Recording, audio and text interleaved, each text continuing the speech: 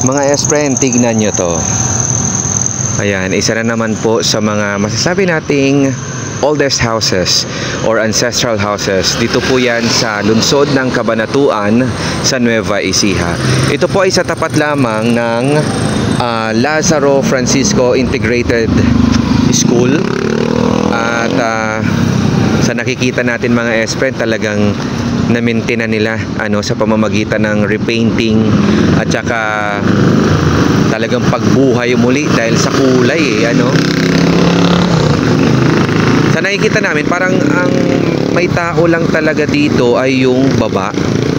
Hindi lang natin sure kung tinatao pa ba nila itong nasa taas or meron pa bang nakakwarto, mga ganyan. Pero sa nakikita natin, kasi sarado lahat ng bintana dyan. At saka may nakausap tayo kanina dyan. Tinanong natin kung pwede natin siyang kunan. Ay buti naman pumayag. And in fact mga S-friend, ito yung gate din nila, alam nyo ba kung ano yan? Kung di ako nagkakamali, parang Marston mat, ganun ata yung tawag dyan. Kung hindi ko nagkakamali, pa-correct na ako mga S-friend.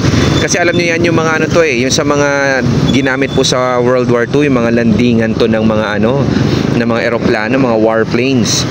Ayan. Sa Pangasinan, specifically sa mga Aldan, ayan, nilatagan nila ng sandamakmak na ganyan. Marston matting ata, parang ganon. Basta i-correct nyo na lang ako mga S-friend, pero ganun pa man, i-appreciate na lang natin syempre kung paano nila preserba itong kanilang ancestral house dito. O diba? Sana lahat halos ng mga lumang bahay dito sa bansa natin ganito ang ginagawa. Pero hindi din naman natin masisisi yung ilan sa mga nagmamay-ari talaga ng ganitong klase mga lumang bahay dahil high cost talaga, very expensive mag-maintain. Pero hanga tayo sa mga nakakapag-maintain na katulad po ng ginawa nila dito. Suggest kayo mga S-friend ng iba pa nating mga pwedeng puntahan or picturean ng mga ganitong klase mga lumang bahay. Kung meron man sa inyong lugar, sabihan nyo kami. Comment nyo lang dyan mga S-friend sa baba ng video ito.